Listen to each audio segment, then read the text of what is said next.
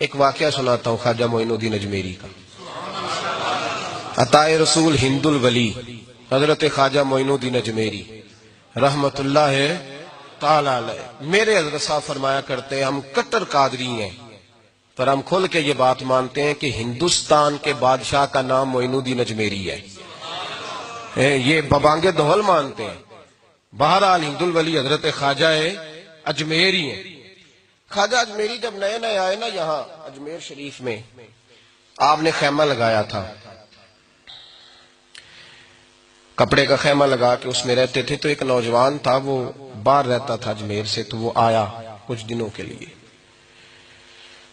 پڑھائی سے فارغ ہو کے. اجمیر کا رہنے والا تھا لیکن باہر رہتا تھا. جب یہاں آیا نا، وہ عصر کے بعد وہ گزرتا خواجہ اجمیری کے خیمے کے سامنے سے، جھونپڑی کے سامنے سے، تو خواجہ صاحب عصر کے بعد بیٹھ کے رویا کرتے تھے.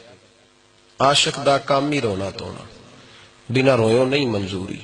یہ عاشق سدا ہی روندا رہندا، پاویں وصل ہوئے تے پاواں دوری. رویا کرتے تھے.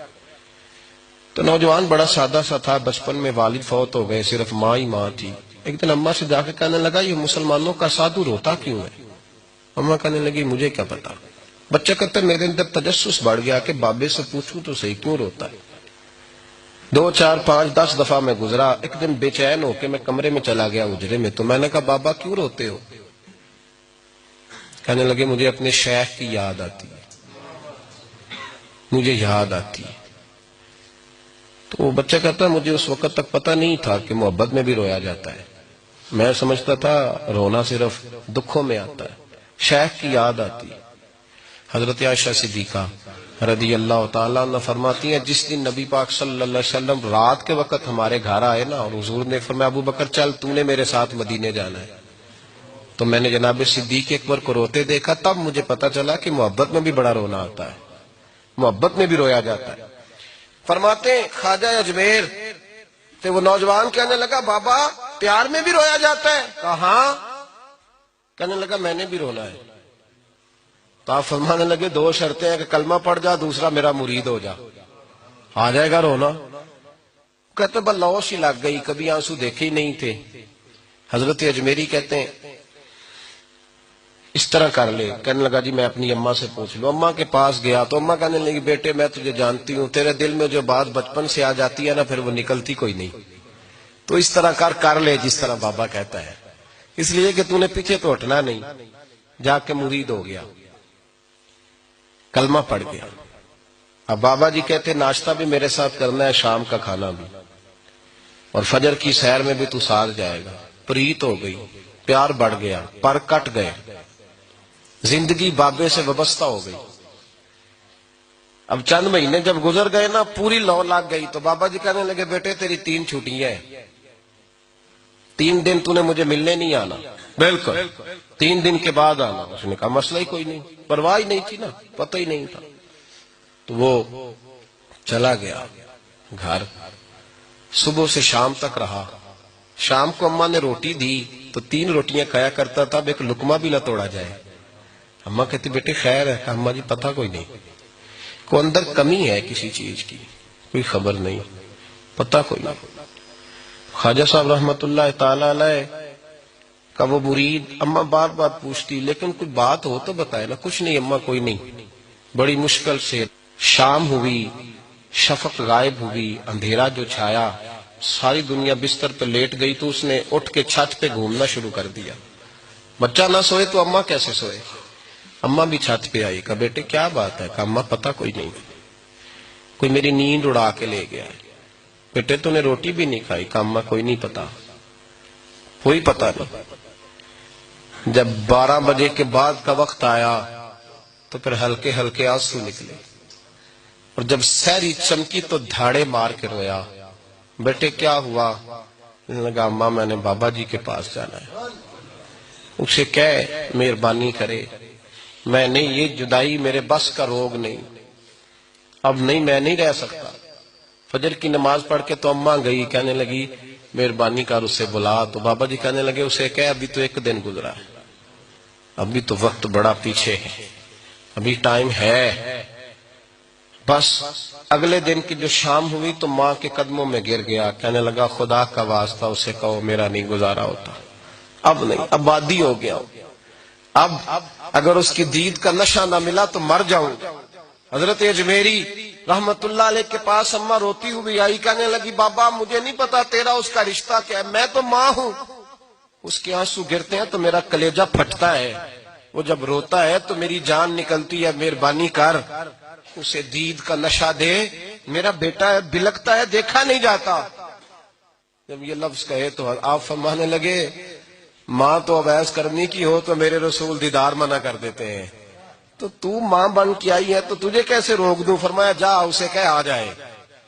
اب وہ وہاں سے نکلا تو دوڑا آیا اور آ کے کھڑا ہوا تو حضرت اجمیری مریدوں کو سبق پڑھا رہے تھے، کتاب کھلی ہوئی، بات ہو رہی تھی مریدوں کے ساتھ گفتگو ہو رہی۔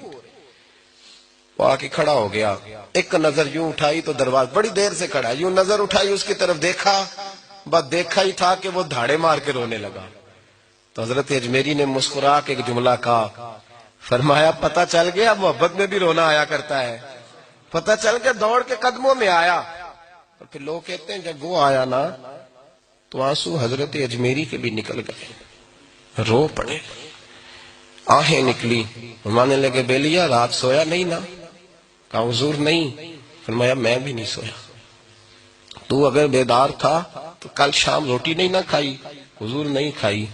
فرمایا میں نے بھی کوئی نہیں کھائی۔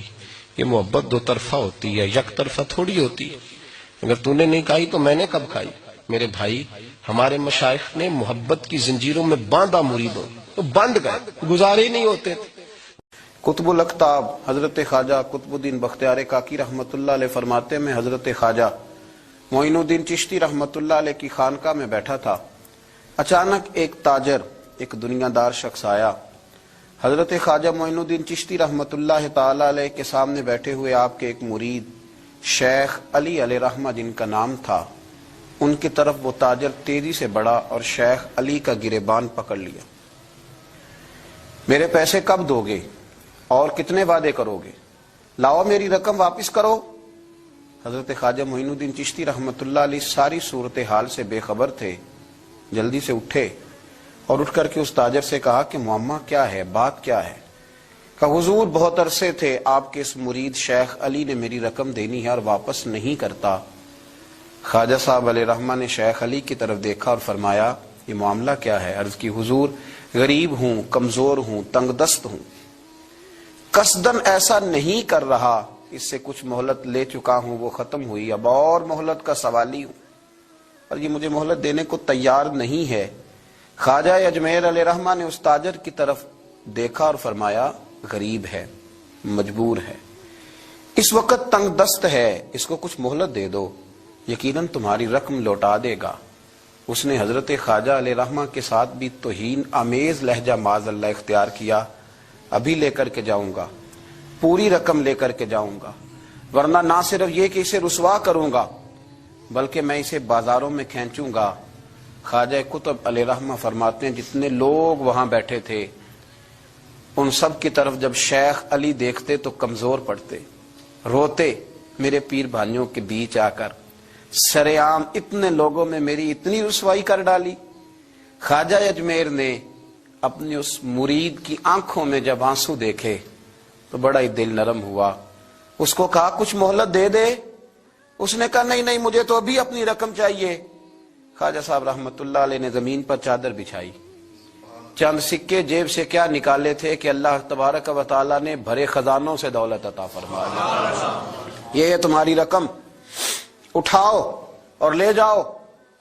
تمہیں فقیروں کو اس طرح رسوا نہیں کرنا چاہیے تھا، تمہیں خانقاہوں میں بیٹھے ان سادہ اور کمزور لوگوں کے ساتھ یہ رویہ روا نہ رکھنا چاہیے تھا۔